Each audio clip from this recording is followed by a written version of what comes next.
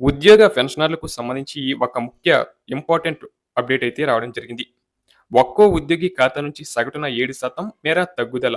ఇక విషయానికి వెళ్తే మార్చి 14వ తేదీన లాంగ్వేజ్ పండిత్ ధరమ్ సింగ్ ప్రాన్ ఖాతాలో 18,85,000 ఉండగా మార్చి 31వ తేదీ నాటికి 18,17,090 రూపాయలకు పడిపోయింది. కేవలం 2 వారాల వ్యవధిలో ఆయన ఖాతాలో 70,000 మేర తగ్గింది.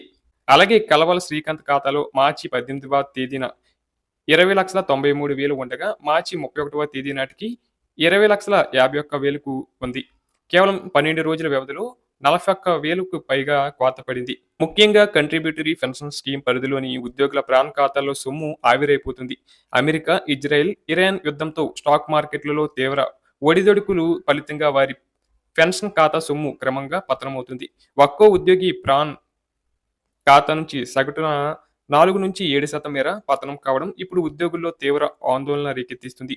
కంట్రిబ్యూటరీ పెన్షన్ స్కీమ్ పరిధిలోకి వచ్చే ఉద్యోగులకు ఇచ్చే పెన్షన్ ప్రభుత్వం నేరుగా ఇవ్వకుండా ప్రత్యేక సంస్థ పరిధిలో నిర్వహిస్తుంది. ఉద్యోగి ప్రభుత్వం ఇచ్చే వాటాను సదరు సంస్థలు మార్కెట్లో పెట్టుబడులు పెడతాయి. ప్రస్తుతం యుద్ధ వాతావరణంతో దాదాపు నెల రోజులుగా మార్కెట్లు తీవ్ర ఒడిదుడుకులకు లోనవుతున్నాయి. ఒక్కసారిగా మార్కెట్ పతనం అవుతున్నా తిరిగి సాధారణ స్థితికి చేరుకునే అవకాశాలు ఏమాత్రం కనిపించకపోవడంతో ఉద్యోగులు భయాందోళన చెందుతున్నారు. వాస్తవానికి ప్రాన్ ఖాతాల్లో ఉండే సొమ్మును ఉద్యోగులు ఉద్యోగ విరమణ సమయంలో విత్డ్రా చేసుకుంటారు.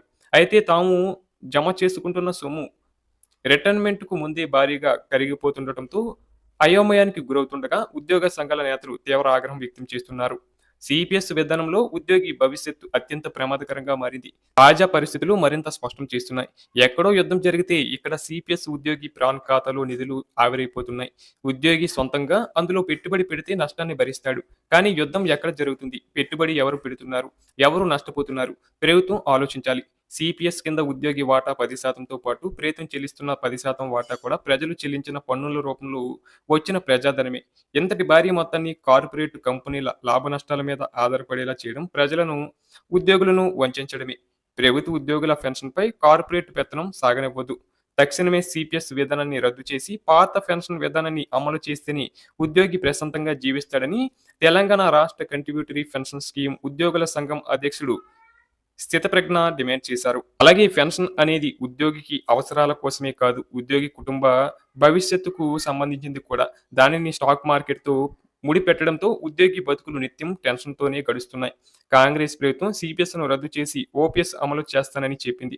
ఇప్పుడు ఆ మాట నిలబెట్టుకోవాలని, మార్కెట్ ఒడిదుడుకుల వల్ల మా పిల్లల భవిష్యత్తు, మా వృద్ధాప్య భద్రతను బలి చేయొద్దని టీఎస్ సిపిఎస్ ఈయూ రాష్ట్ర ప్రధాన కార్యదర్శి కల్వాల్ శ్రీకాంత్ డిమాండ్ చేశారు.